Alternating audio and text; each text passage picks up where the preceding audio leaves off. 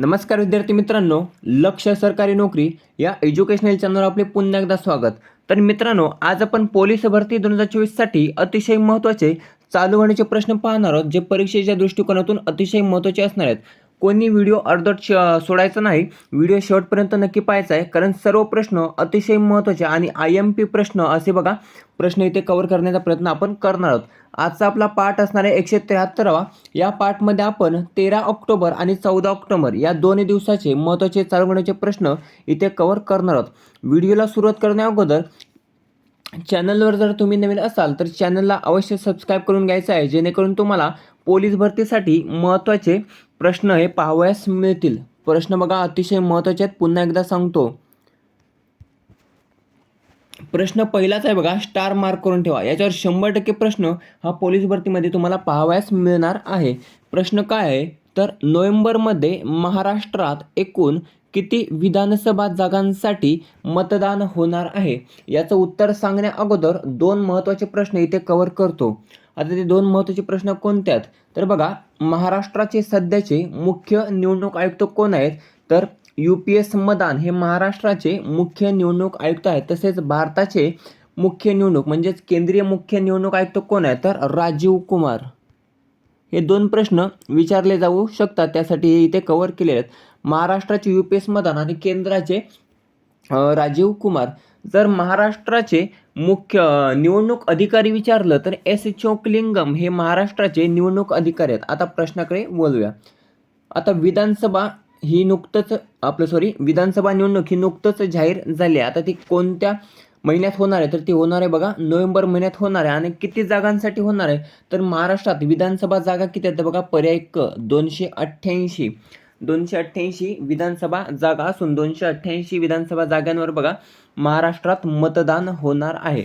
आता ते होणार केव्हा आहे? तर बघा 20 नोव्हेंबरला होणार आहे. 20 नोव्हेंबरला महाराष्ट्रात विधानसभा निवडणूक ही पार पडणार असून किती टप्प्यांमध्ये होणार आहे असा देखील प्रश्न विचारला जाऊ शकतो. तर बघा, महाराष्ट्रात 1 टप्प्यांमध्ये विधानसभा निवडणूक पार पडणार आहे.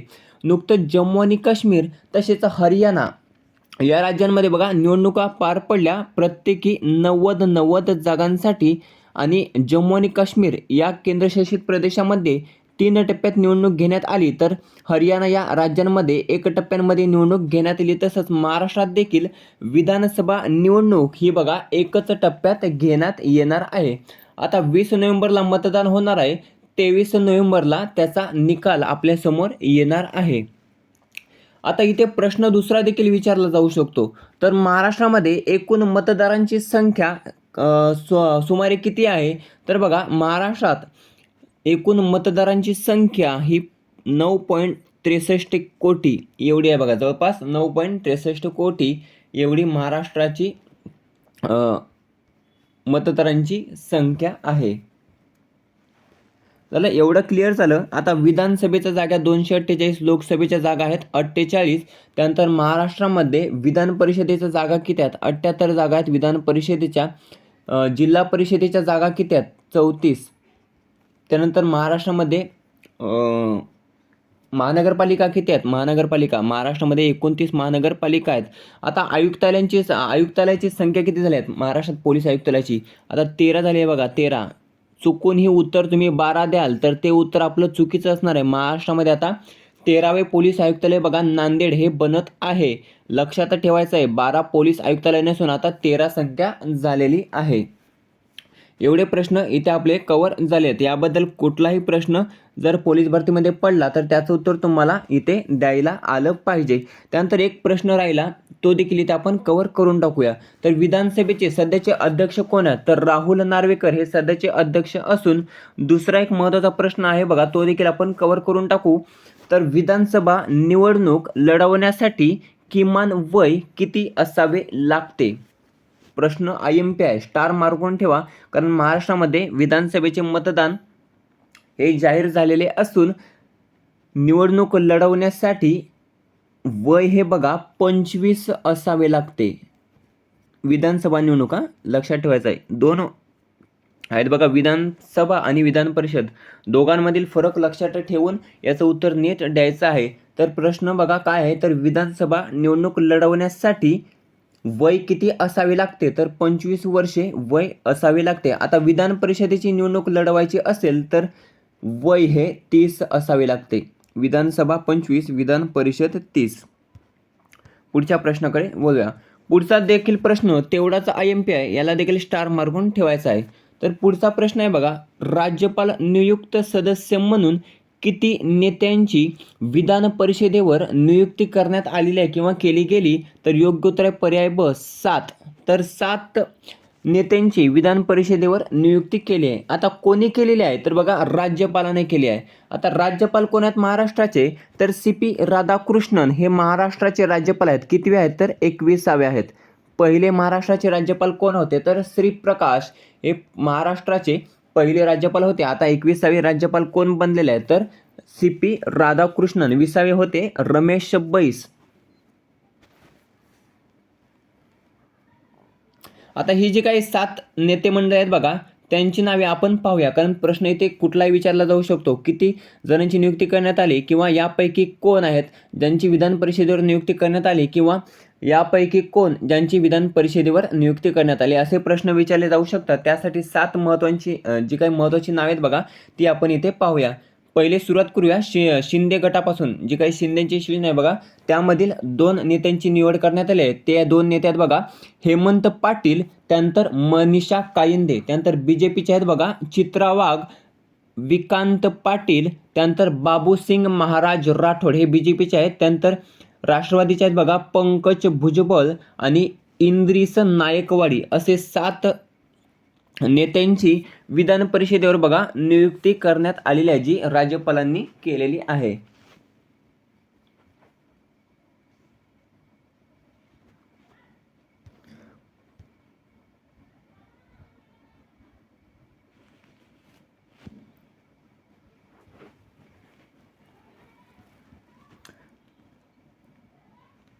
पुढचा आहे प्रश्न, तिसरा प्रश्न आहे बघा, मुंबईतील महाराष्ट्र राज्य कौशल्य विद्यापीठाचे नामकरण काय करण्यात आलेले आहे किंवा मुंबईतील महाराष्ट्र राज्य कौशल्य विद्यापीठाला कोणाचे नाव देण्यात आलेले आहे. ज्याचं योग्य उत्तर आहे बघा पर्याय ड पद्मविभूषण रतन टाटा यांचे नाव बघा मुंबईतील महाराष्ट्र राज्य कौशल्य विद्यापीठाला बघा देण्यात आलेले आहे. प्रश्न हा देखील IMP स्टार मार्क करून ठेवायचा आहे. तर नुकतंच रतन टाटा यांचे वृद्धापकाळाने बघा 9 ऑक्टोबर 2024ला बघा निधन झाले आणि त्याच्यानंतर बघा पद्मविभूषण रतन टाटा यांचे नाव बघा उद्योग रत्न पुरस्काराला तसेच महाराष्ट्रातील बघा उद्योग भवनाला देण्यात आले असून मुंबईतील महाराष्ट्र राज्य कौशल्य विद्यापीठाला बघा त्यांचेच नाव देण्यात आले आहे. 3 ठिकाणांना बघा त्यांचे नाव देण्यात आले आहे. पुन्हा एकदा सांगतो, महाराष्ट्राचा जो काही उद्योगरत्न पुरस्कार आहे बघा जो पहिलाच होता बघा आणि तोच कोणाला मिळाला होता तर रतन टाटा यांना बघा 2023 साली मिळाला होता. पहिला उद्योगरत्न पुरस्कार महाराष्ट्र सरकारचा कोणास मिळाला होता तर रतन टाटा यांना मिळाला होता आणि त्याच पुरस्काराचे नाव आता बदलले असून त्या पुरस्काराला रतन टाटा यांचे नाव देण्यात आले बघा. उद्योगरत्न पुरस्काराला रतन टाटांचे नाव देण्यात आले असून उद्योग भवनाला देखील त्यांचेच नाव देण्यात आले असून महाराष्ट्र राज्य कौशल्य विद्यापीठाचे नामकरण देखील त्यांच्याच नावाने आता करण्यात आलेले आहे. आता यांना बघा रतन टाटाबद्दल माहिती पाहूया. 9 ऑगस्टला निधन झाले असून पद्मविभूषण पुरस्कार हा 2008 साली मिळाला होता. पद्मभूषण 2000 साली मिळाला होता. महाराष्ट्र भूषण 2006 साली मिळाला होता. उद्योगरत्न पुरस्कार महाराष्ट्र शासनाचा 2023ला मिळाला होता. त्यानंतर इतर जे काही महत्त्वाचे पुरस्कार देखील आपण इथे कव्हर करूया. तर ऑस्ट्रेलियाचा सर्वोच्च पुरस्कार ऑर्डर ऑफ ऑस्ट्रेलिया 2023 साली मिळाला होता. आसाम वैभव 2021 साली मिळाला होता आणि order of the British Empire 2014 साली मिळाला होता. पुढच्या प्रश्नाकडे वळूया. एक इथे पण कव्हर करूया. आता टाटाचे अध्यक्ष कोण बनले आहेत? टाटाचे अध्यक्ष तर नोएल टाटा हे टाटाचे अध्यक्ष बनले आहेत. हे देखील लक्षात ठेवायचे आहे. पुढचा प्रश्न आहे, अर्थशास्त्रातील नोबेल पुरस्कार 2024 कोणास जाहीर झाला? याचं योग्य उत्तर आहे पर्याय ड वरीलपैकी सर्व. तर अर्थशास्त्रातील नोबेल पुरस्कार 2024 हा बघा वरीलपैकी सर्व म्हणजेच सायमन जॉन्सन, जेम्स रॉबिन्सन आणि डेरॉन एसमोग्लू या तिघांना देखील अर्थशास्त्रातील नोबेल पुरस्कार 2024 हा जाहीर झालेला आहे. आता 2024मध्ये कोणकोणत्या क्षेत्रातील नोबेल पुरस्कार जाहीर झाले, इथे सर्व यादी आपण कव्हर करूया, जी बघा तुम्हाला लक्षात राहील. आता अर्थशास्त्रातील नोबेल पुरस्कार अगोदर पाहूया. सायमन जॉन्सन, जेम्स रॉबिन्सन आणि डेरॉन एसमोग्लू यांना अर्थशास्त्रातील नोबेल पुरस्कार जाहीर झालेला आहे. त्यानंतर साहित्याचा नोबेल पुरस्कार कोणास जाहीर झालेला आहे, तर हान कांग यांना झालेला आहे साहित्याचा नोबेल पुरस्कार हा जाहीर. त्यानंतर वैद्यकशास्त्रातील नोबेल पुरस्कार 2024 कोणास जाहीर झालेला आहे, तर विक्टर एम्ब्रॉस आणि गॅरी रुबकुन.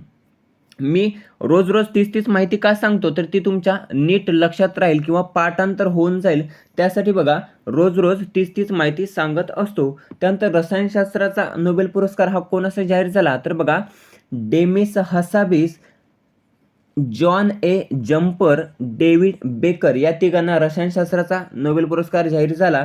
त्यानंतर भौतिकशास्त्राचा नोबेल पुरस्कार कोणास जाहीर झाला, तर जेफ्री ई हिंटन, जॉन जे हॉफफील्ड यांना बघा भौतिकशास्त्राचा नोबेल पुरस्कार हा जाहीर झालेला आहे.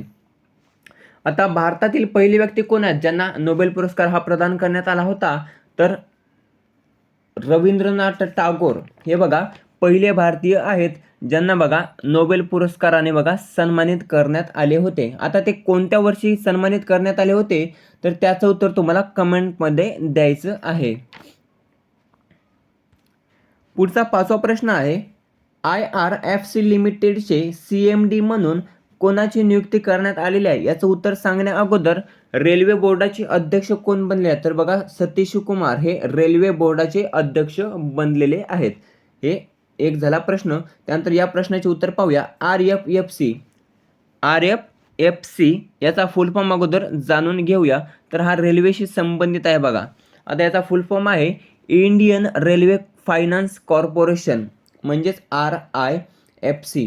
तर इंडियन रेल्वे फायनान्स कॉर्पोरेशन लिमिटेडचे CMD म्हणून कोणाची नियुक्ती करण्यात आली, तर पर्याय ड मनोज कुमार दुबे यांची इंडियन रेल्वे फायनान्स कॉर्पोरेशन म्हणजेच IRFC लिमिटेडचे CMD म्हणून बघा नियुक्ती करण्यात आली आहे. रेल्वे बोर्डाचे अध्यक्ष बनलेले आहेत सतीश कुमार. रेल्वे मंत्री कोण आहेत, अश्विनी वैष्णव हे रेल्वे मंत्री आहेत. पुढचा 6वा प्रश्न आहे, दुसरी आर्मी कमांडर कॉन्फरन्स 2024 कोठे आयोजित केली जाणार आहे, तर ती बघा 2 टप्प्यांमध्ये आयोजित केली जाणार आहे. त्याचं योग्य उत्तर पर्याय क, पर्याय अ, ब दोन्ही, म्हणजे सिक्कीम आणि नवी दिल्ली या दोन्ही ठिकाणी बघा 2 टप्प्यांमध्ये दुसरी आर्मी कमांडर कॉन्फरन्स 2024 ही बघा आयोजित केली जाणार आहे किंवा आयोजित केली जात आहे. पुढचा 7वा प्रश्न आहे, WHO दक्षिण पूर्व आशिया क्षेत्रीय समितीच्या अध्यक्षपदी कोणाची निवड झालेली आहे, याचं उत्तर पर्याय ड योग्य उत्तर असणार आहे JP नड्डा. आता JP नड्डा हे बघा भारतीय जनता पार्टी म्हणजेच बीजेपीचे अध्यक्ष कोण आहे, तर JP Nadda.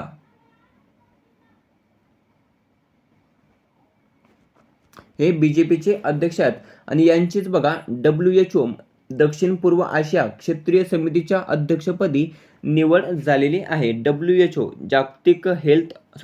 World health organisation, ज्याला मराठीत म्हणतो आपण जागतिक आरोग्य संघटना, यावर एक प्रश्न विचारला जातो, तर त्याचं उत्तर असणार आहे बघा प्रश्नच सांगितला नाही, तर WHO याचे मुख्यालय कोणत्या ठिकाणी आहे बघा, तर याचं मुख्यालय आहे जिनेवा स्वित्झर्लंड या ठिकाणी. हा प्रश्न बघा भरपूर वेळा रिपीट झालेला आहे. WHO चे मुख्यालय कोणत्या ठिकाणी आहे, तर जिनेवा स्वित्झर्लंड या ठिकाणी याचे मुख्यालय आहे. महासंचालक कोण आहेत, अध्यक्ष WHO चे, तर टेड्रस गॅब्रायसस हे बघा WHO चे मुख्य अध्यक्ष आहेत बघा. आता जागतिक आरोग्य दिवस कोणत्या दिवशी साजरा केला जातो, तर 7 एप्रिलला जागतिक आरोग्य दिवस साजरा केला जातो. पुढचा 8वा प्रश्न आहे, नुकतंच पार पडलेल्या ISSF ज्युनियर वर्ल्ड चॅम्पियनशिप 2024 पदक तालिकेमध्ये कोणता देश अव्वल स्थानावर आहे. आता याचं उत्तर सांगण्याअगोदर हा जे काय आहे बघा ISSF ज्युनियर वर्ल्ड चॅम्पियनशिप, तर याचं आयोजन कोणत्या देशात करण्यात आले होते, तर बघा पेरू या देशामध्ये याचे आयोजन करण्यात आले होते. आणि या एफ ज्युनियर वर्ल्ड चॅम्पियनशिप 2024 मध्ये कोणता देश पदक तालिकेमध्ये अव्वल स्थानावर होता? तर बघा पर्याय आपला भारत. आपला भारत हा या पदक तालिकेमध्ये बघा अव्वल स्थानावर आहे. या चॅम्पियनशिपमध्ये भारताने एकूण किती पदके जिंकलेली आहेत?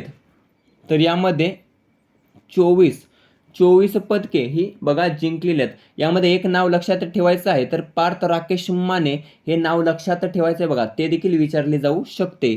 तर यामध्ये 24 पदके ही भारताने जिंकलेली असून जर वेगवेगळे क्षेत्रामध्ये पाहिलं तर बघा क्षेत्र नाही म्हणता येणार, तर बघा कोणकोणती पदके जिंकली, तर बघा 13 गोल्ड पदके जिंकलेले आहेत, गोल्ड मेडल ज्याला सुवर्ण पदक म्हणतो. त्यानंतर 3 सिल्वर, 3 रौप्य पदक आणि ब्रॉन्झ जिंकलेले आहात.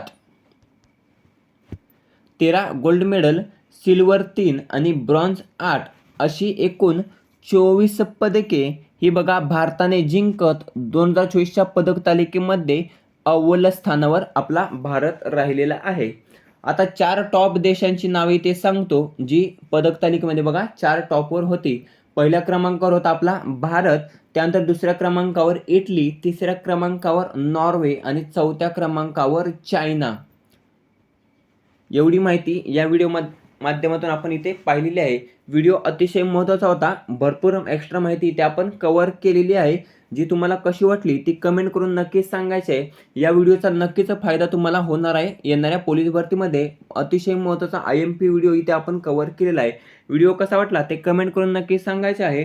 व्हिडिओ आवडला असेल तर मित्रांसोबत शेअर करायला आणि चॅनलला सबस्क्राईब करायला विसरायचं नाही. भेटूया पुढच्या व्हिडिओमध्ये. धन्यवाद.